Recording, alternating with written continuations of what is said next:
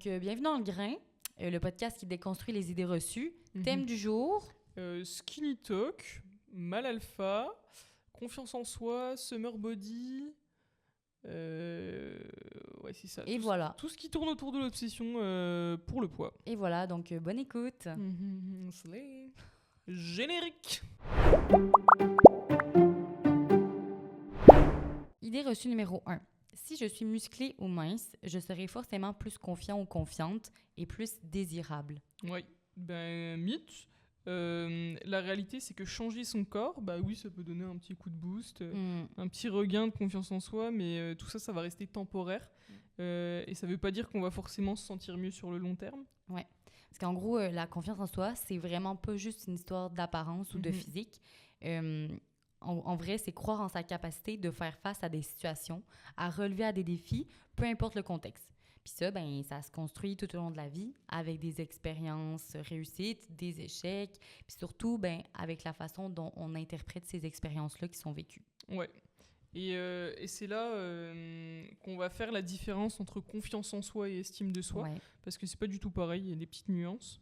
L'estime de soi, c'est vraiment le regard qu'on porte à notre propre valeur. Quand on a une bonne estime de soi, on se parle plutôt avec bienveillance, on se connaît bien, on s'affirme plus facilement, et ça, ça renforce la confiance. Et à l'inverse, une estime de soi qui est beaucoup plus fragile, c'est souvent se dévaloriser, douter, avoir peur du regard des autres, avoir du mal à dire ce qu'on pense ou à se sentir légitime. Et même on pourrait dire que, pour bien un peu distinguer cette nuance, que l'estime de soi, c'est être fier de soi, et que la confiance en soi, c'est être sûr de soi. C'est intéressant. Ouais, merci.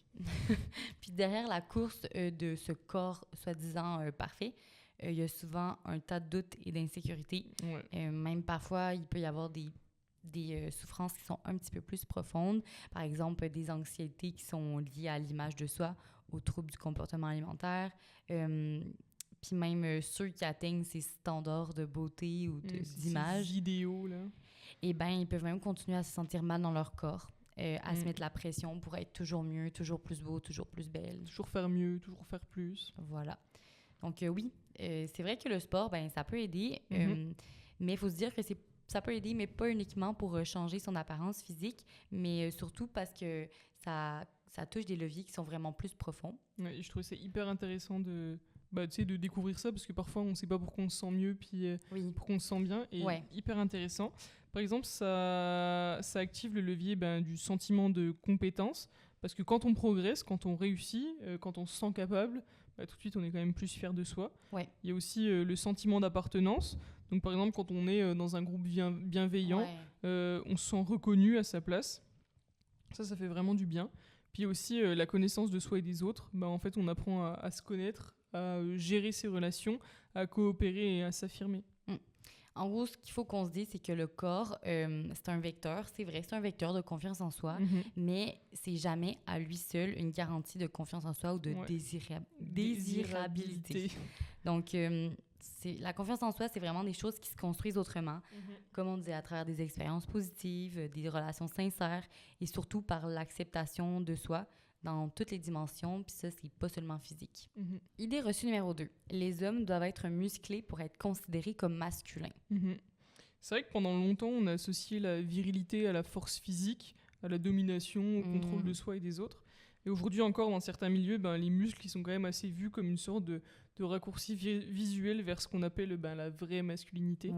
Sauf qu'en réalité, la masculinité, c'est pas un bloc qui est figé, c'est un concept qui évolue et qui change aussi selon les cultures, selon les époques et selon les contextes. Oui, puis ça veut dire que qu'est-ce qui est perçu comme masculin hier ne l'est plus forcément aujourd'hui, ou pareil, quelque chose qui est perçu comme masculin dans un certain pays, c'est peut-être pas considéré comme masculin ici en Europe ou en France. Ouais.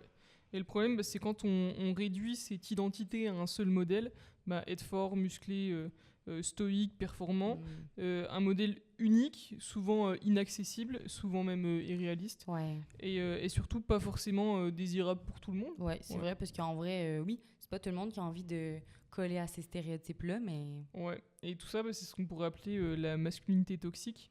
C'est un ensemble de normes qui sont implicites et qui dictent aux hommes comment ils doivent être pour être validés. Oui, exact. Puis, par exemple, c'est ne pas pleurer, toujours réussir, être dominant. Et bien sûr, être archi musclé. Le bare minimum. Oui, vraiment. Puis ça ajoute une pression. Puis en vrai, ça peut faire mal à ces personnes-là qui essaient d'atteindre cet objectif irréaliste ou... Ouais, ça les étouffe, ça les pousse même à adopter certaines... Enfin, à s'adapter plutôt à des attentes qui ne les ressemblent pas, juste pour être acceptés. Et même pour ceux qui n'y arrivent pas, ils peuvent se sentir exclus, inférieurs ou pas assez hommes. Ouais, en vrai, c'est dur parce que, oui, en vrai, cette vision-là de la masculinité, ça abîme les personnes qui n'atteignent pas ce stéréotype-là. Ça peut abîmer quoi? L'estime de soi. Quand nous, on se sent pas assez masculin comme il le faut, ça atteint le sentiment de compétence que ces personnes-là peuvent avoir. En gros, quand il faut toujours prouver qu'on est un vrai homme, un vrai mec, forcément, à un moment donné, t'es pas toujours capable d'atteindre cet objectif, puis ça fait mal. Ça abîme vraiment la personne. Et aussi, ça peut abîmer le sentiment d'appartenance. Par exemple, moi, je me reconnais pas dans ce genre d'archétype-là, et je peux me sentir exclue de la plupart des gens, tu sais. Ouais. Et au-delà de tout ce que ça abîme, ça alimente aussi l'homophobie, la violence, la compétition constante entre les hommes, et ça peut même conduire à des vraies détresses psychologiques. À force de vouloir s'enfermer dans des cases, on se reconnaît pas, puis là on vit quand même des dilemmes internes. Ouais, c'est hyper triste. En vrai, je pense que les personnes, sans le savoir, qui essaient de ressembler à cet archétype de masculinité, ils doivent en souffrir beaucoup quand ils sont pas capables. Et je pense qu'il y a beaucoup plus de personnes qu'on pense qui vivent ça, mais qui l'extériorisent pas. Ouais, c'est sûr. Mais bon, bonne nouvelle. Ce modèle-là, aujourd'hui, il est de plus en plus remis en question. Et il y a de plus en plus d'hommes qui s'autorisent à être vulnérables, sensibles, doux, à parler de leur santé mentale, à aimer leur corps, même s'ils ne ressemblent pas à une pub pour des protes. Tu vois ce que je veux dire. Et en fait, être homme, c'est pas une performance. T'as pas besoin d'avoir des muscles pour être masculin. Oui, puis en gros, ta masculinité, elle t'appartient. T'as le droit de la redéfinir à ta façon. Puis, tu sais, dans le respect de toi-même, de ce que toi, tu considères masculin ou pas, c'est vraiment le choix à chacun. Il n'y a pas de case, comme on dit tout le temps. Il n'y a pas de case, c'est toi qui fais comme tu veux. La masculinité, tu la vis comme tu veux. Idée reçue numéro 3. Si tu postes une photo de toi en maillot sur les réseaux, c'est forcément pour être sexy pour les autres. Faux. L'hypersexualisation des femmes, c'est pas un choix qui est personnel. Ce qui veut dire que c'est pas nécessairement le choix de la personne sur la photo de se faire sexualiser, donc d'être sexy. Puis d'ailleurs, quand on parle d'hypersexualisation, c'est un phénomène par lequel on donne un caractère sexuel à un produit ou à un comportement qui n'a rien de sexuel. Par exemple, on peut sexualiser des seins juste à travers un t-shirt, alors qu'en fait on s'en torche, quoi. Ouais. Ou même pas juste pour les femmes, pour les hommes aussi, par exemple. Exemple, ils n'ont pas de t-shirt. Vite, ça peut vite avoir une tendance à se faire hyper sexualiser, même si ça se fait beaucoup aussi chez les femmes. Et ça se manifeste aussi beaucoup dans les pubs, dans les magazines, sur les réseaux sociaux, dans les films, et même dans toute l'industrie de la mode, par exemple. Oui, en fait, il y a plein d'exemples hyper concrets de hypersexualisation que, par exemple, dans les pubs que je voyais quand j'étais jeune. Et en faisant le podcast, je me suis réalisé que c'était de l'hypersexualisation. C'est hyper flagrant avec mes yeux de personnes adultes aujourd'hui. Mais quand j'étais jeune, je comprenais pas trop ce qui se passait. Par exemple, on a une pub pour Dolce & Gabbana. C'est une campagne qu'il y a eu en France dans le début des années 2000. En gros, on y voit une femme qui est allongée sur le sol, qui est entourée d'hommes torse nu, dans une posture qui évoque un peu la domination sexuelle. En gros, ici, ce qui se passe, c'est qu'on utilise le corps féminin comme un objet sexuel, sans expression d'autonomie ni de consentement clair. En gros, la pub est utilisée pour choquer, attirer l'attention dans un contexte de luxe et de mode. Donc, voilà, ça n'a aucun rapport, mais le corps de la femme est sexualisé pour vendre un truc de mode. Comme aussi, campagne de bière au Québec, comment ça s'appelle? Campagne de... Moosehead. Ouais, ok, c'est ça. C'est des publicités avec des slogans comme « Laisse-toi tenter ». Alors ici, on banalise la sexualité des femmes. En gros, on met juste des femmes en bikini pour vendre de la bière, alors que ça a juste aucun rapport. Et l'idée sous-jacente dans tout ça, c'est que acheter cette bière, ça te donnerait accès à un corps séduisant. Mais moi, ça n'a aucun sens. Attends, mais quand on était à Québec, il n'y avait pas des pubs encore comme ça? Mais je pense que oui, parce que moi, ça me dit vraiment quelque chose. Puis même quand j'étais petite, j'ai des souvenirs vraiment flagrants d'une marque de bière, pas celle-là, mais genre où est-ce qu'il y a juste des filles habillées full sexy. C'est genre, tu bois une gorgée de bière, puis là, t'es irrésistible. Mais moi, je comprenais pas, mais là, aujourd'hui, je comprends. Et je te jure, je crois qu'il y avait une pub... encore maintenant, ça n'avait pas rapport. Je crois que c'était pour des piscines ou un truc comme ça. Non, mais ouais. Trop de la merde. Ouais. Bref. Mais il y a aussi la publicité Axe en France dans les années 2010. Ça, tout le monde connaît ça, c'est sûr, en vrai. Le message, c'était « Mets du Axe et des filles magnifiques vont te courir après ». Bon, en vrai, souvent, c'était un homme de stéréotype assez banal, voire un petit peu maladroit, qui devenait irrésistible aussitôt qu'il mettait du Axe pour des femmes qui étaient, encore une fois, en bikini, en talons. Mais vous avez pas ça, vous? Du Axe, oui, on avait ça aussi. Genre, la personne mettait du Axe, puis là, toutes les filles couraient après. Mais je crois que ça existe encore. On regarde pas la télé, mais je suis pas mal sûre que ça existe encore. Puis en gros, ça utilise des stéréotypes sexuels parce que les femmes sont montrées comme des objets sexuels prêtes à se jeter sur un homme. Puis ça prouve la valeur de l'homme parce que justement, il attire tout plein de femmes. Il devient quoi. irrésistible. Puis pourquoi il est irrésistible? C'est parce que les femmes lui courent après. Et puis je peux te dire que c'est pas avec du déo Axe que tu deviens irrésistible. Hein, putain. C'est pas tout le monde. C'est pas tout le monde, c'est sûr. Et du coup, pourquoi c'est négatif, toute cette hypersexualisation? Il y a 4 raisons. Toutes simples. Ça augmente la tolérance d'une certaine forme de violence envers les femmes. Ouais, clairement. Ouais, juste ça, point. C'est une atteinte à l'égalité homme-femme. Oui, en gros, ça crée des représentations stéréotypées et irréalistes sur le corps des femmes, des hommes aussi, souvent dans d'autres pubs. Ouais, ça renvoie quand même l'image d'elles, qu'elles sont absolument tout le temps séductrices, qu'elles recherchent l'attention des autres et souvent des hommes. Tu sais, c'est comme quand on dit toi, tu te maquilles pour. En gros, si tu te maquilles en soirée, tu vas forcément te maquiller pour plaire à quelqu'un et pas pour te plaire à toi-même. C'est fou ça, mais genre, c'est hyper présent encore aujourd'hui. Je pense que l'idée que la femme, elle est séductrice, c'est vraiment une idée que beaucoup de personnes de sexe masculin ont comme représentation de la femme. Ouais, mais c'est comme pour les viols, tu sais, ceux qui pensent qu'elles l'ont cherché parce qu'elles ont genre mis une jupe, etc. C'est le même délire. Ouais. Et du coup, 4e raison, ça nourrit des standards de beauté du moment. Par exemple, aujourd'hui, les femmes avec des grosses fesses, mais une toute petite taille, lèvres pulpeuses, et les hommes musclés, épaules larges, gros biceps. Voilà, quoi. Mais en gros, l'hypersexualisation, ça influence directement la vision qu'on a de nous-mêmes, de notre corps et de notre sexualité. Dire que montrer son corps sur les réseaux, ça égale à se sexualiser. Ça revient à culpabiliser les femmes de leur simple existence corporelle. C'est malade, ça. C'est littéralement ça, tu sais. Ouais. Puis, il faut vraiment retenir que être sexualisé, c'est vraiment pas un choix.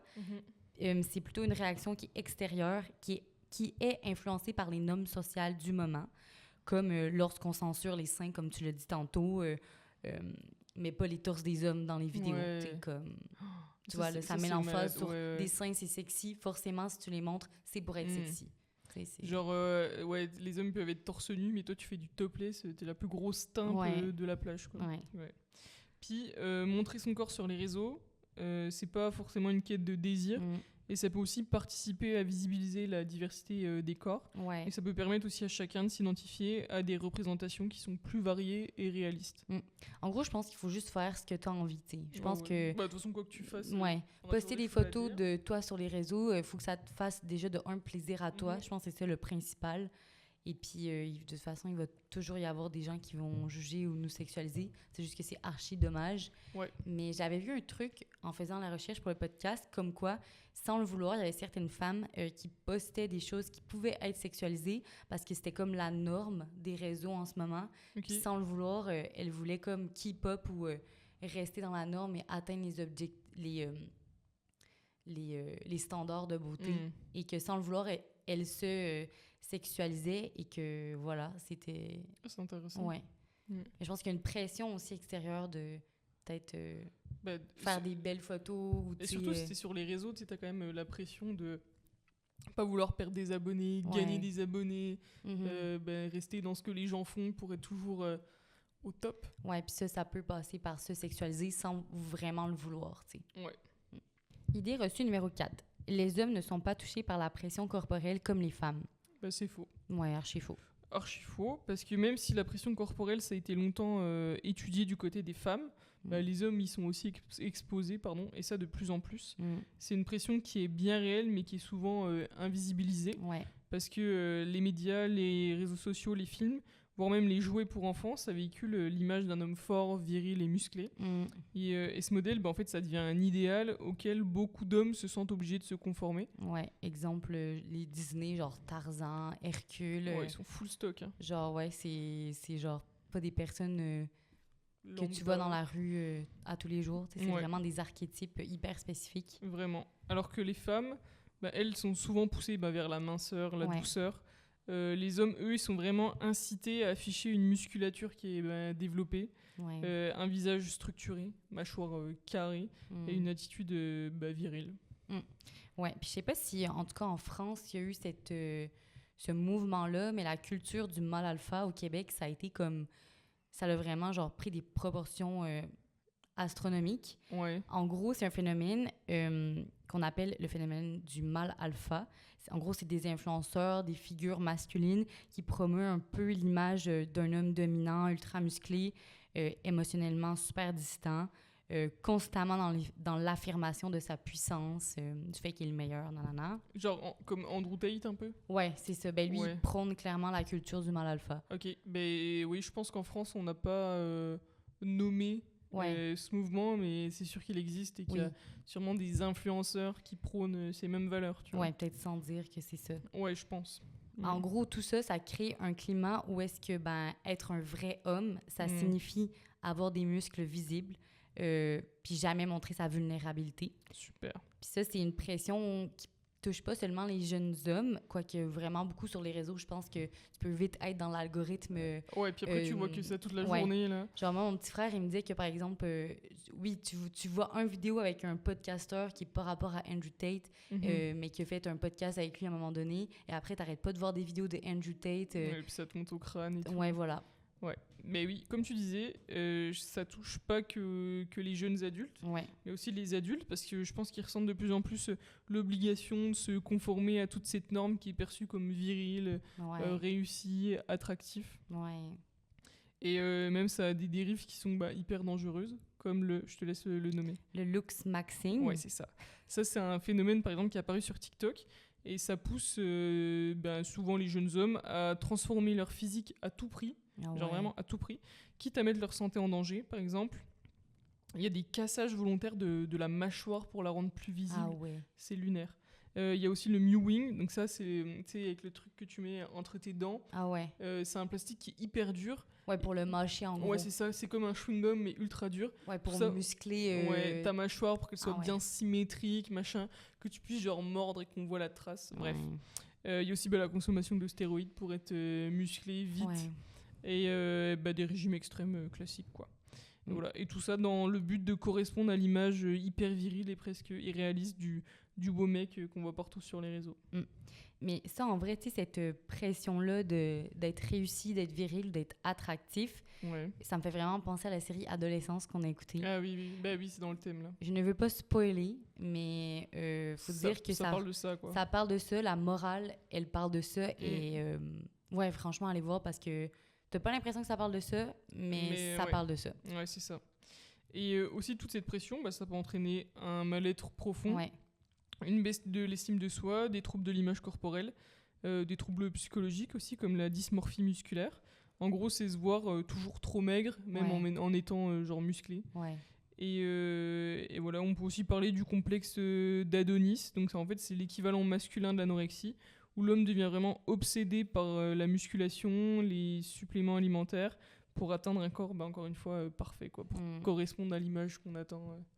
C'est trop triste. Moi, j'ai trop peur que, genre, par exemple, mon petit frère, il soit complexé par son corps parce qu'il croit qu'il correspond pas à l'image de la masculinité, alors que... je pense que ça l'attendra pas, mais... Non, je sais, mais tu te dis, en vrai, on n'en parle pas souvent, des hommes qui ont la pression de se conformer à une image corporelle. Mais moi, je trouve ça hyper triste. Je pense qu'il y en a qui souffrent de ça. Il y en a plein.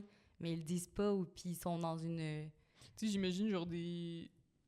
en vrai, c'est un stéréotype un peu, mais tu sais, des enfants qui sont un peu genre en surpoids ou qui n'ont pas genre des abdos et tout, Ouais. bah, eux, je pense qu'ils peuvent vite aussi ressentir ça, le besoin pour plaire aux filles, de justement faire beaucoup de muscu.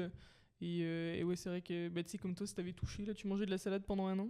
Ouais, mais ça, on pourra en reparler plus tard. Ouais. Dans un autre, dans un autre épisode. Non, dans un autre mytho-réalité. Ouais, donc voilà. Mais ouais, en gros, qu'est-ce qu'on oublie souvent, c'est que cette pression corporelle masculine, elle a été longtemps sous-estimée. Mm-hmm. Je pense qu'elle l'est encore un petit peu. Puis ça fait que les hommes, ils ont moins d'espace pour en parler. Puis leur souffrance, elle peut être plus banalisée ou moquée. Ouais. Puis oui, ça concerne pas juste l'apparence, mais on pense que ça concerne aussi le mode de vie. Par exemple, salle de sport obligatoire, virilité exacerbée. Ouais. Je sais pas lire. Rejeter ses émotions, rejeter la diversité corporelle, tu sais, ça... Ouais, et ça me fait penser aux fucking routines là, des mecs. Je savais que t'allais dire ça. Ah ouais? Ça m'a fait penser mode de vie, direct. Tu vois les mecs là, à 5h du mat, ça se met des glaçons sur le visage, ça va à la salle, ça court 10 km. Mais ça fait que t'as l'impression qu'il faut que tu fasses ça pour faire partie des hommes. T'sais. Mais tu sais que les réseaux... ça banalise tellement des trucs qui sont pas normaux, genre par exemple là vu qu'on s'est mis à courir récemment, on est tombé dans ce side là sur TikTok, et en gros on dirait que pour tout le monde 10 km ça se fait genre en 40 minutes quoi. Tu fais un petit sub 40 là, alors que en vrai c'est pas du tout ça, et ça représente pas du tout la diversité de ce qui est des coureurs. C'est ça. Mais c'est clair, puis t'as l'impression que quand tu fais une sortie, il faut direct que tu fasses 5, 10, 15, 20 km pour te sentir fier de toi, alors que, en gros, je pense que la course, justement, c'est accessible à tout le monde. Tu fais ce que tu veux, tu cours la distance que tu veux, dans le temps que tu veux. Mais juste, c'est vrai que les réseaux, ça fait ressortir genre les réussites, ouais. si j'ai envie de dire. Mais heureusement, je sais pas si tu l'as vu, il y a une meuf qui court, là, elle a même des petits emojis tortues. Ah non, j'ai pas vu. T'as pas vu? Ok, en gros, c'est une meuf, elle dit, en gros, je crois qu'elle les appelle la team tortue. Ah oui. Et c'est pour dire que, en gros, vous courez à l'allure que vous voulez, vous faites ce que vous voulez. Tant que vous courez, que vous prenez du plaisir, c'est le plus important. C'est exactement ça. J'adore les gens comme ça sur les réseaux. Parce que c'est vrai, putain, tu tombes sur des mecs qui font des perfs de ouf tout le temps. Toi, tu peux que te sentir mal. Il faut hyper relativiser là-dessus parce que, en vrai, c'est pas la réalité. Pas la réalité pour tout le monde, en tout cas. Ouais, c'est ça. Idée reçue numéro 5. Pour avoir un bon summer body, il faut perdre du poids. Alors là, on entre vraiment dans le croustillant du sujet. En plus, c'est bientôt le temps là, du summer body. On est quoi, au mois de mai? C'est hyper d'actualité parce que... C'est pour le mois prochain? Ouais, c'est pour dans 2 mois. Quand on parle de summer body, en fait, c'est l'idée qu'un corps, il devrait être prêt pour aller à la plage. Et ça, c'est un terme qui a commencé à circuler dans les années 60. En 1961, il y a une pub du Washington Post qui montrait ce qui était présenté comme le corps idéal de l'été. Donc évidemment, toujours poitrine ferme, taille fine, hanche gracieuse. Bref, un corps vraiment taillé pour être regardé. C'est trop triste. Ouais, et du coup, ce summer body, c'est surtout un produit de la société de consommation. C'est l'idée qu'il faudrait plutôt se préparer son corps pour consommer la mode d'été. Donc par exemple, les maillots, les paréos, les lunettes de soleil, etc. Et ce qui est fou, c'est à quel point toutes les normes, elles ont changé au fil des décennies. Ouais. Et mais même, elles ont changé, mais il y a toujours cette pression qui est là. Ouais. Par exemple. Oui, exemple, dans les années 70, c'était genre la fitness qui était en force. Qu'est-ce qui était hyper populaire? Le summer body à cette époque-là, c'était les corps musclés, les abdos hyper démarqués. Un six-pack de l'enfer, quoi. Exact. Alors que dans les années 90, la mode, c'était plutôt les poitrines généreuses qui étaient mises de l'avant. Puis souvent, les pouvines artificielles qui étaient un petit peu plus mises de l'avant. Ouais, en plus, ça, c'est bien ferme quand tu mets des prothèses. Alors, je crois que ça plaisait pas mal. Ça fait que tout est remonté, ça tient tout seul, c'est incroyable. Ça collait bien à l'image du corps d'une femme qui ne bouge pas à travers toutes les années de la vie. C'est ça. Dans les années 2000, c'est la mode des corps minces et bronzés. Et aujourd'hui, on parle plutôt du thigh gap, clavicule saillante. Et d'ailleurs, thigh gap, ça l'était déjà, je crois, quand j'étais au collège, pour dire à quel point ça date. Mais des cuisses qui ne se touchent pas du tout. Alors ça, je pense que ça l'a apporté beaucoup de complexes à beaucoup de personnes. Et des gros troubles alimentaires. Moi, je me rappelle, ma sœur, Je crois qu'elle était quand même matrixée par ça, ouais. Ah ouais, elle voulait pas que ses cuisses se touchent. Mais non, attends, c'était en mode, putain, je fais du 36, je suis énorme. Mais c'est fou parce que ça met une pression de zinzin. Puis moi, j'ai juste envie de revenir sur le fait que, en fait, le summer body, c'est préparer son corps à une mode. Ouais. À une mode. Donc, c'est quelque chose qui change à travers les contextes, les époques, les pays. C'est quelque chose de fou parce que nous, on pense que c'est la vérité pour tout le monde, mais ailleurs ou dans une autre époque, c'était pas du tout ça. Juste, tu changes de pays, gros, tu te rends compte que c'est pas du tout la même chose, ça n'a aucun sens. Comme quoi, il n'y a pas de vérité en termes de corps. C'est ça qui est fou. Moi, quand j'ai lu ça, genre, cette source-là, j'étais choquée. Je me suis dit, mais c'est exactement ça.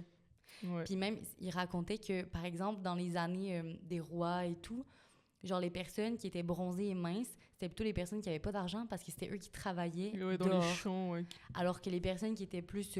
blanches. Toutes blanches et vraiment genre... potelées, ouais. Et bien, c'était la richesse. Parce qu'ils étaient à l'intérieur, ils bougeaient pas, ils sortaient pas dehors. C'est fou, ouais, c'est malade. Et puis, oui, puis pour revenir à tout ça, malgré tous ces changements-là qu'on a vus dans les décennies, etc., il y a toujours des constantes. Il faut être mince, bronzé, épilé, et surtout jamais déborder dans son maillot. Quoi. Les petits bourrelets, c'est interdit. Et ce qui peut rendre même parfois la plage difficile pour beaucoup. Moi, je me rappelle, je trouvais ça dur quand j'étais plus jeune, parce que j'étais un petit peu plus bouboule. Ouais. Et cette idée du corps qui doit être parfait, sous tous les angles, en permanence, c'est un vrai déclencheur de complexe, quoi. Mais tellement. Moi, je me rappelle, ça me choque parce que cette idée que le corps doit être parfait sous tous les angles, oh my God, moi, dans ma tête, quand on allait à la plage, quand j'étais petite, puis je me disais, OK, debout, ça va, je suis pas si pire. Oh my God. Mais assise, j'ai l'air d'un boudin. Je me disais, mais je peux pas m'asseoir. Je peux pas m'asseoir. Ou quand j'étais assise sur une chaise, je devais mettre genre une couverte, un plaid sur mon ventre. Parce que j'étais comme... Mais c'est pas possible, personne est assis ici et personne n'a des bourrelets. Comment ça, moi, j'en ai? Ouais, non, mais alors que tout le monde en avait. J'avais une fixation sur ce dont j'avais l'air, mais c'est trop triste. Ouais, genre, c'est vraiment trop triste. Et puis c'est tellement de la merde, en vrai. Mais oui, c'est des complexes de merde, mais c'est des complexes qui sont réels. Ouais. Puis il y a aussi l'idée selon laquelle notre corps, ça serait une preuve de réussite sociale. Ah ouais, purée. Ah là là, oui, parce qu'il faut avoir du temps pour bien manger, les moyens d'aller à la salle et le luxe de pouvoir prendre soin de soi. Et comme si ne pas correspondre à tous ces standards, c'était échouer à être bien dans sa vie. Mais ça, ouais, c'est fou. Parce que c'est vrai qu'on associe la richesse et la réussite à des gens qui sont minces, beaux. Ouais. C'est littéralement ça. Et ouais. Donc tout ça pour dire que non, le summer body, ça n'existe pas. C'est un construit qui est social et c'est complètement dépendant aussi des tendances du moment. Voilà. Mais c'est pas juste une mode, malheureusement, ça a des réelles conséquences. Ben oui. C'est quand on essaie de chercher des infos, par exemple, sur le summer body, j'ai tapé sur Google, summer body, juste ça, dans l'idée de trouver des articles scientifiques. NON. Non. Aucun article scientifique. Tout ce que j'ai trouvé, c'est encore des tonnes et des tonnes d'articles de magazines qui donnent des astuces pour perdre du poids en 1 mois, juste avant l'été. Puis ça, comme si c'était genre l'enjeu de l'été, comme si c'était la chose à faire. Mais vraiment, il y avait des centaines et des centaines d'articles, même des trucs comme tu penses pas, genre... c'était pas de Décathlon, mais c'était un truc comme ça, genre que tout le monde... c'était une boutique ou un truc comme Décathlon, mais c'était pas Décathlon, là, et qui disait, 5 astuces pour perdre du poids avant l'été. Puis j'étais comme, en vrai, pas nécessaire. En vrai, vous aidez personne. Vraiment pas nécessaire.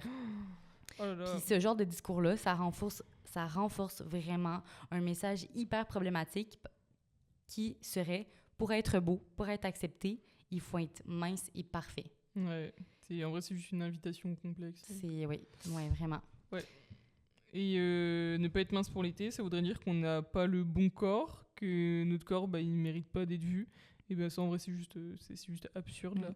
Et surtout, c'est violent, parce que ça crée une pression énorme sur les gens qui peuvent finir par se cacher, par éviter les plages, ou par penser que leur corps, c'est pas à la hauteur des attentes de la société. Trop triste. Ouais.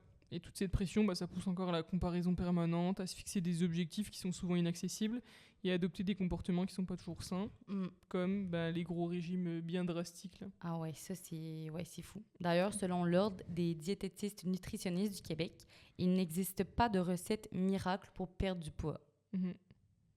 Point. Ce qui fonctionne pour quelqu'un, ça fonctionnera peut-être pas pour une autre personne, parce qu'en gros, chaque corps est différent. Ouais. Puis, ce qui est vraiment important aussi de qu'est-ce que l'ordre a dit, c'est que on n'a pas un contrôle total sur ce que dit la balance. Puis ça, je pense que des fois, ça peut être difficile à accepter parce que tu as l'impression de faire plein d'efforts puis ça fonctionne pas. Mais on n'a pas vraiment de contrôle sur qu'est-ce qu'il y a sur la balance. Puis même en changeant ses habitudes, le corps, il peut réagir vraiment de façon imprévisible. Puis parfois, il n'y en aura pas de perte de poids, puis c'est OK. Ouais, parce que on sait qu'avoir une alimentation équilibrée, c'est bon pour notre bien-être physique et psychologique. Mais en vrai, ça va bien plus loin que la simple perte de poids. Parce que le poids d'une personne, ça dépend vraiment de ce que tu disais, d'un tas de facteurs. De la génétique, de notre âge, de notre sommeil, de notre stress. Même si on prend des traitements médicaux. Et tout ça, c'est impossible à maîtriser. Puis même, surtout, il y a des femmes qui ont des problèmes hormonaux. Et bien sûr que ça joue, c'est un facteur qui est important, quoi. Mais ça, je pense qu'on ne dit pas assez, qu'on n'a pas le contrôle sur ça, en fait. Parce que tu as l'impression qu'on a le contrôle.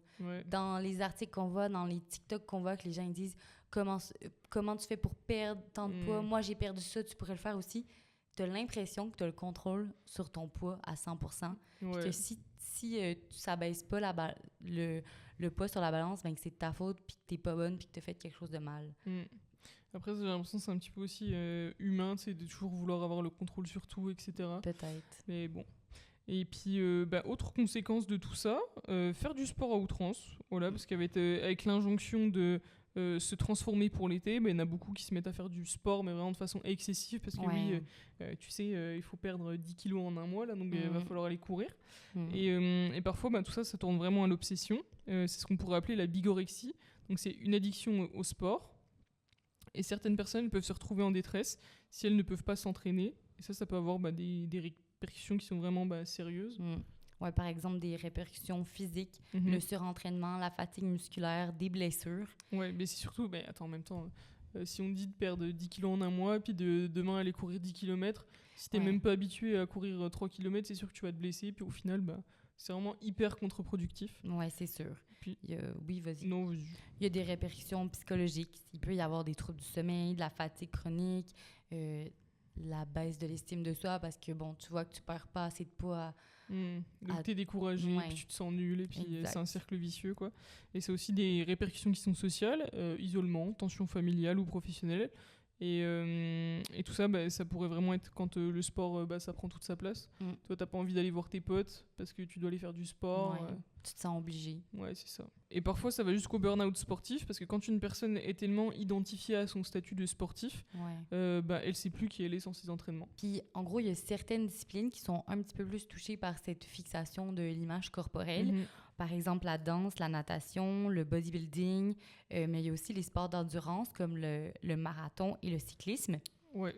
Et puis, faire du sport ou faire attention à ce qu'on mange, en soi, c'est pas un problème. Il faut quand même nuancer tout ça. Ce qui est problématique, c'est quand on fait tout ça pour des mauvaises raisons ou sans accompagnement. Par exemple, quand on veut radicalement changer ses habitudes sans connaître son corps, on peut vite se mettre en danger. C'est comme on disait, quand tu commences à courir 10 km alors que tu n'es même pas habitué à en faire un, c'est sûr que ça a des conséquences. C'est clair. Ouais. Puis en gros, c'est pour ça que c'est important de quand on veut faire un changement comme ça ou quand on veut changer ses habitudes de vie, c'est super, mais c'est important de se diriger vers des professionnels.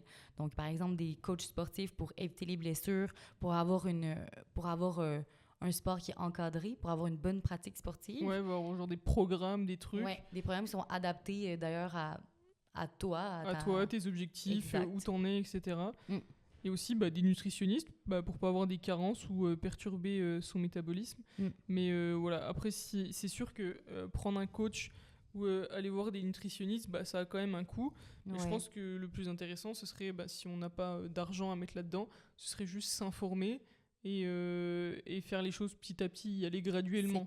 C'est clair. S'informer sur les bons sites, les sites qui sont répertoriés par des professionnels. Il y en a plein sur Internet. Des sites vraiment certifiés, pas nécessairement TikTok avec des gens qui sont pas préparateurs physiques ou pas nutritionnistes. Ah oui, c'est ça. C'est ce qu'on allait dire après. Prendre du recul sur ce qu'on voit sur les réseaux sociaux, parce que les influenceurs qui vendent des méthodes miracles pour perdre du poids rapidement, ça devrait nous alerter. Ah oui, red flag direct. Et ce qu'on devrait toujours se demander, c'est est-ce que cette personne elle est qualifiée pour donner ses conseils, est-ce qu'elle montre la réalité ou une version vraiment idéalisée ou filtrée de sa vie. Mais ça, c'est hyper pertinent parce que, exemple, tu vois, sur un réseau, il y a une influenceuse, j'ai un exemple par rapport, qui prône la perte de poids et qui montre son corps seulement le matin en n'ayant rien mangé, mais que le reste de la journée, ben, on ne sait pas ce qu'elle mange. On ne sait pas son corps a l'air de quoi le reste de la journée après une journée de travail, tu sais. Donc, c'est sûr que ton corps, il gonfle, là, tu sais, genre l'idée du ventre plat tout le temps, tu sais, je peux comprendre après si t'as des ballonnements, etc., c'est un autre sujet, mais je veux dire... toujours ventre plat, rien qui déborde, c'est hyper toxique. Faut savoir que sur les réseaux, on montre ce qu'on veut, puis c'est pas toujours la réalité, puis ça, faut vraiment qu'on ait cette petite puce à l'oreille. Ouais, c'est comme les mecs qui... Ben là, en ce moment, on dirait que ça commence un peu tu sais, à ressortir. Par exemple, montrer quand t'as une bonne lumière, par exemple, quand t'exposes ton physique, tu prends une photo, que t'as une bonne lumière, que t'es congestionné. Ben là, en ce moment, on dirait qu'il y a une espèce de mouvement où les gens montrent juste la réalité. Quand t'as une mauvaise lumière, t'es pas congestionné. Et en vrai, ça change absolument tout. Genre vraiment, ça change tout. L'angle de la caméra, la lumière, tu sais. Ouais, on dirait qu'il y a des personnes qui essaient un peu de désensibiliser ce qu'on voit sur les réseaux parce que c'est hyper intense en vrai. C'est juste que qu'est-ce qui poche avec l'algorithme, c'est que quand t'es dans une genre de spirale, tu vois toujours les mêmes choses puis t'as l'impression que c'est la majorité. Et c'est ça qu'il faut que tu fasses. Alors qu'en vrai, juste regarder autour de vous, vous allez vite comprendre que... On est tous différents, puis c'est juste OK. Ouais, donc c'est ça. Faut juste un peu se remettre dans le contexte de la vraie vie et pas de ce qu'on voit sur les réseaux. Idée reçue numéro 6. J'adore cette idée reçue. Les personnes grosses sont en mauvaise santé.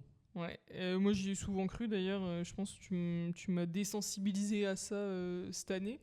Parce qu'en fait c'est faux. On peut pas savoir si quelqu'un est en bonne santé ou en mauvaise santé simplement en regardant son corps. Le poids ne dit absolument rien à lui seul sur l'état de santé d'une personne. Et par exemple, il y a des personnes grosses qui sont en excellente santé et il y a des personnes minces avec des soucis de santé qui sont plutôt graves. Donc l'apparence physique, c'est une façade et c'est pas un bilan médical. Ah ouais, purée. Ah ouais. Mais ça, c'est incrusté dans nos esprits. Ouais, je sais pas, il y a vraiment tout ce truc autour du poids, du coup on associe ça à quelque chose de négatif en se disant voilà, elle est grosse, elle est en mauvaise santé. C'est pas, comme on disait tout à l'heure, le poids c'est un vecteur de réussite sociale. J'ai l'impression aussi que quand tu vois une personne grosse dans la rue, tu as l'impression tu te dis, elle fait rien de sa vie, elle mange que des burgers devant la télé. Alors que NON, on peut vraiment pas savoir le contexte de vie de la personne et tout. Et en plus, on continue à juger les corps des autres comme si on parlait pour eux. Et le poids, comme on le disait, c'est influencé par plein de choses et on contrôle pas tout. Non, c'est ça. Donc notre poids, oui, comme on disait, ça dépend des choses comme la génétique, le métabolisme, les hormones comme la lépine ou l'insuline, certaines maladies aussi comme l'hypothyroïde, le syndrome des ovaires polykystiques, notre environnement, notre niveau de stress, notre histoire personnelle. En vrai, beaucoup trop de choses pour établir un simple jugement de l'extérieur. C'est vrai qu'en plus, la thyroïde, ça joue quand même beaucoup sur la prise de poids. Ouais. Mais vraiment, moi, je trouve ça trop triste parce que je pense que cette vision des personnes grosses, c'est... moi, je me rappelle, c'est la première chose, je pense, des normes sociales que j'ai dû apprendre quand j'étais petite. Comme être grosse, c'est pas en santé, mais... C'est vraiment un gros jugement archi faux. Parce qu'en plus, le poids, c'est pas juste une question de volonté ou de mode de vie. Mais oui, ce qui peut changer, c'est sûr que c'est nos habitudes de vie.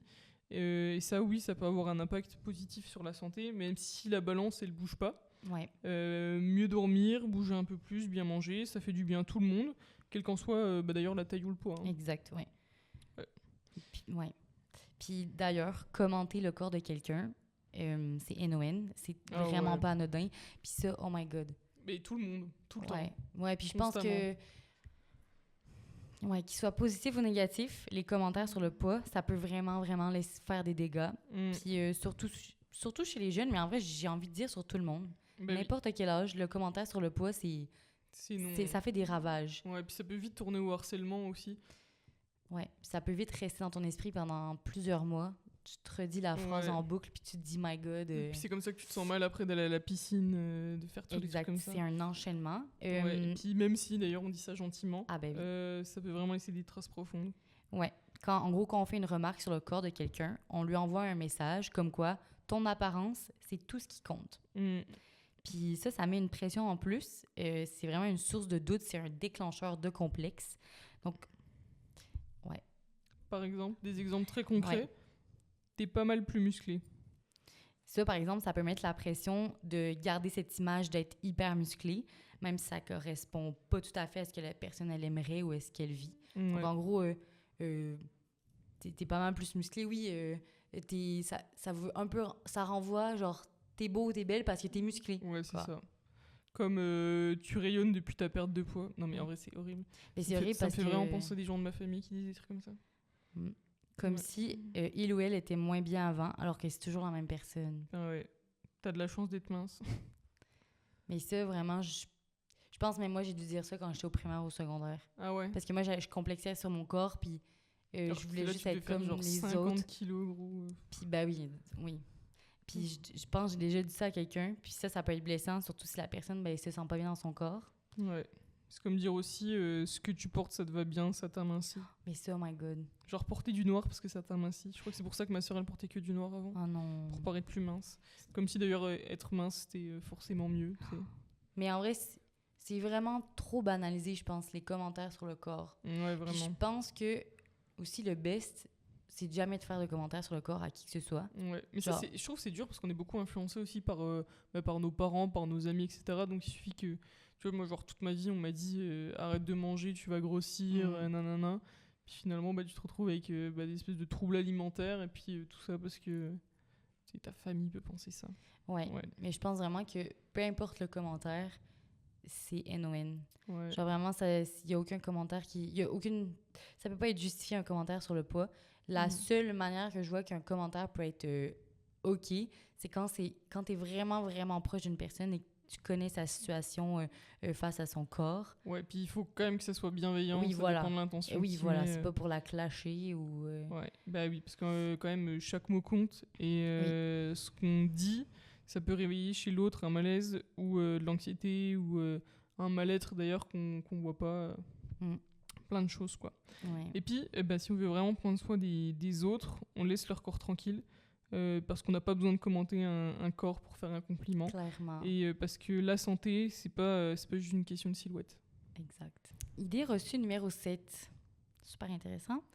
Si tu veux être mince, tu dois être capable de ne jamais céder à aucune envie. Ah ouais, là on rentre dans le skinny talk. Ah ouais.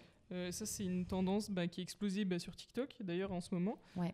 En réalité, c'est pas si nouveau, parce que dans les années 2000, on parlait déjà des mouvements pro-ANA ou pro-ANA pour pro-anorexique. Oh my God. Ouais. Mais moi, je me rends compte de plein de trucs. Non, mais de quoi j'étais dedans? Je sais pas. Non, mais je veux dire que pro-ANA, en fait, j'ai vu un TikTok l'autre jour d'une fille qui avait écrit pro-ANA. Oui. Et moi, j'étais comme, mais c'est quoi? Qu'est-ce que ça veut dire pro-ANA, pro-ANA, pro-ANA? Et là, quand j'ai fait les recherches pour le podcast, pro-anorexie. Ouais, c'est chaud. Mais je me suis dit, mais il y a tellement de likes, genre bref. Ouais, et encore une fois, même principe, faire la promotion d'un seul unique modèle de beauté, la minceur extrême, un corps ultra maigre présenté comme un peu la norme, un idéal. Et pour y parvenir, c'est des vidéos qui conseillent souvent des pratiques vraiment toujours radicales, sinon c'est pas drôle. Régime ultra restrictif, sport à outrance, privation alimentaire. Et au final, ces contenus glorifient la perte de poids à tout prix, peu importe les conséquences sur la santé mentale ou sur le physique. Je sais pas si vous avez déjà été dans le skinny talk. C'est horrible. C'est vraiment horrible et c'est super culpabilisant. C'est des messages très dangereux. Ouais. Certaines vidéos recommandent de sauter des repas. Puis il y en a d'autres qui vont jusqu'à encourager le jeûne total. On peut y voir et entendre des phrases comme « Si ton estomac gargouille, c'est un bon signe ». J'ai même entendu une fille dire sur TikTok « Si ton estomac gargouille, c'est qu'il t'applaudit ». Ouais, non, c'est des dingueries, ça. Arrête de te récompenser avec de la nourriture, t'es pas un chien. On pourrait finir le podcast là-dessus, c'est marquant. Ouais. Cette malbouffe que tu veux depuis 1 heure ou le corps de tes rêves pour la vie. Ouais. Le message est bien clair. Hein. La faim, c'est une vertu. La privation, c'est une preuve de discipline. C'est très dangereux comme message. Mais surtout que sur TikTok, on a quand même un public qui est assez jeune. Ouais. Je dis pas que les adultes sont plus avertis face à ce genre de public, face à ce genre de vidéos. Mais c'est vrai que là, c'est souvent des adolescentes de 15 ans qui sont sur les réseaux. Et une fois que tu tombes dans cet algorithme, tu te mets en tête l'idée que si tu veux plaire aux autres, c'est être maigre et c'est ça. À l'extrême. On se retrouve à manger des salades pendant 1 an, quoi. Ouais. C'est ça. Et puis oui, puis les conseils, ils sont vraiment délirants. Consommer 1200 calories par jour, alors que c'est à peine les besoins de base pour un enfant. Et les besoins journaliers pour un adulte, c'est beaucoup plus élevé. C'est environ 2000 à 2400 calories pour une femme et 2400 à 2800 pour un homme, sans même parler de l'activité physique, etc. Ah ouais, mais ça je pense que ça m'avait choqué, genre de lire que c'est des conseils vraiment qui sont accessibles à tous. Ouais. Mais on trouve de tout sur Internet, hein. C'est incroyable. C'est sûr, puis quand t'es plus jeune puis que t'as pas la réflexion critique de filtrer ce qui semble être sain, malsain, réel et pas réel. De dire je vais aller m'informer, est-ce qu'elle raconte des bullshit ou pas, t'en as aucune idée, en fait, t'écoutes juste tes influenceurs préférés. C'est ça. Et puis derrière tous ces conseils, il y a des risques qui sont bien réels. Ah ouais. Ce genre de contenu-là, ça banalise vraiment des comportements super dangereux. Ça peut favoriser l'apparition de troubles du comportement alimentaire. Ouais, si jamais vous entendez ça, les gens disent aussi des TCA. Ouais. On entend beaucoup parler de TCA, pardon. Oui, non, mais c'est vrai. Par exemple, l'anorexie, ça, c'est la peur intense de prendre du poids. C'est une image corporelle qui est déformée. Puis ça renvoie à des comportements vraiment extrêmes comme la restriction alimentaire, les vomissements, l'excès de sport. Et aussi la boulimie, ça alterne des phases de compulsion alimentaire et des comportements compensatoires comme le jeûne ou le vomissement. Le tout accompagné d'un sentiment de honte, par exemple. Et je me rappelle quand j'étais plus jeune, je crois c'était sur Tellement Vrai, je sais pas si tu connais. Non, je connais pas. Ok, je suis pas sûre que ça soit sur Tellement Vrai, mais en gros c'était une émission qui montrait un peu la vie des gens. Et moi ça m'avait un peu sensibilisé à tout ça. Parce que on voyait des gens qui étaient boulimiques, etc. Puis j'étais en mode quand même. Ouais, moi je suis aimée, mais ça me fait penser à la première fois où j'ai vu ça ressemble à quoi l'anorexie. Je sais pas si tu connais la série Skims. Non. En gros, c'est une série des UK et genre ça a été super. Je crois que ça me dit un truc. Je suis sûre que tu connais, tu vois, c'est sûr que tu connais. Et puis en gros, il y avait plusieurs personnages du lycée et qui incarnaient plusieurs représentations, par exemple des troubles de santé mentale où une personne elle était atteinte d'anorexie. Et moi, je me rappelle de me dire, c'est ça l'anorexie. En gros, elle avait plein de techniques, comme à l'heure du repas, de faire comme si elle mangeait, mais elle ne mangeait pas. Genre, elle entassait sa nourriture, elle mélangeait tout. Elle en prenait, mais elle l'en mettait pas dans sa bouche, elle parlait beaucoup. Puis après, elle quittait, puis elle mettait genre la nourriture dans la poubelle. Je me rappelle, c'est comme les premières images que j'avais de c'était quoi l'anorexie. Mais moi aussi, ça m'avait un peu... Moi, je m'étais dit, je pense que c'est pas bien. Ouais. Pas que c'est pas bien, mais dans le sens où faut pas faire ça parce que c'est pas des comportements appropriés pour son corps. Ouais, ça engendre des conséquences. Ouais, c'est ça. Et d'ailleurs, dernier risque, il y a aussi l'hyperphagie. Enfin, dernier risque, n'importe quoi. Dernier trouble du comportement alimentaire. L'hyperphagie, c'est quand la personne perd le contrôle lors de prises alimentaires massives, sans se faire vomir ou compenser ensuite, mais c'est juste en ressentant un profond mal-être après coup. Ça m'arrive encore beaucoup. Je sais même pas d'où ça sort, enfin je pense que je sais d'où ça sort. C'est vrai que l'hyperphagie, je trouve aussi c'est quelque chose qui est hyper dur à contrôler, parce que tu sais pas si t'as faim, tu sais pas... Je me rappelle une fois, il y avait mon amie Clara qui était venue chez ma mère et tout, elle avait ramené des muffins, j'en avais mangé je pense...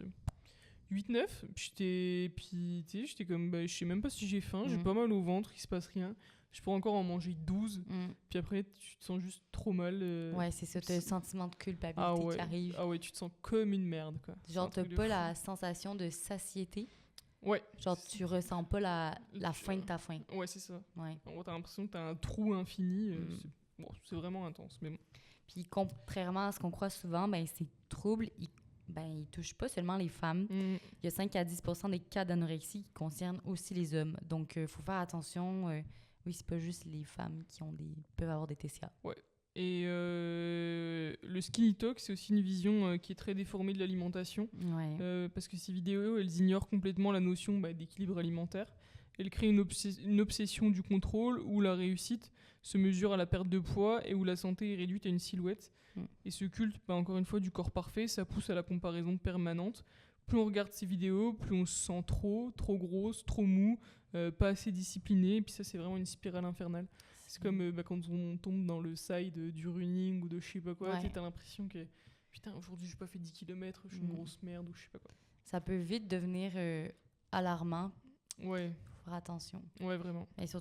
Mais surtout comme on a dit tout à l'heure, écouter des conseils alimentaires sur TikTok. Méfiez-vous de qui vous écoutez.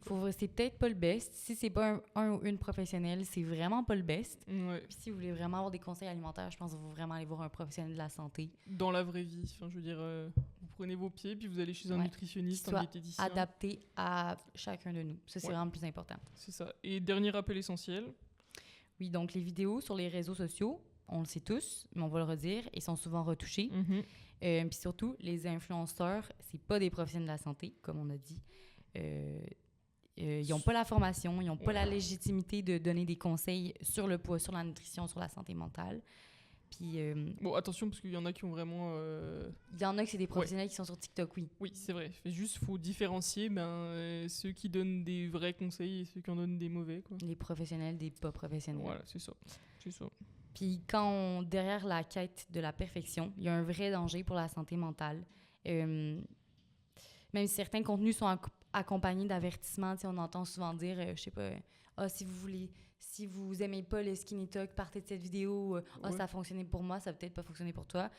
La majorité, ils passent quand même sur les radars, puis les gens, ils écoutent quand même les conseils. Donc, ça touche des milliers de personnes, donc il faut faire attention. Ouais, et encore une fois, la minceur, c'est pas un synonyme de santé. Prendre soin de soi, ça passe pas par des privations, des injonctions ou des vidéos culpabilisantes. Ça passe par de l'écoute de son corps, de la bienveillance envers soi-même et un rapport apaisé à l'alimentation. Et c'est déjà la fin du podcast. En tout cas, ça a passé trop vite, j'ai l'impression. Ouais, vraiment. Comme d'habitude, il y a une trousse pédagogique qui va être à la fin du podcast avec toutes les sources. Donc, vraiment, feel free d'aller voir. Puis, on a aussi mis des sources pour trouver un ou une nutritionniste au Québec et en France, et pour trouver aussi des préparatrices physiques au Québec et en France. Donc voilà, merci pour l'écoute. Portez-vous bien, prenez soin de vous, prenez soin de votre corps. Ouais. On vous souhaite de vous aimer en bref. Tout le bonheur du monde. Ouais. Aimez-vous, peu importe notre corps, en gros. C'est gênant. Ouais. Non, en gros, que du love. Merci pour votre écoute. On vous aime, bye. Bye.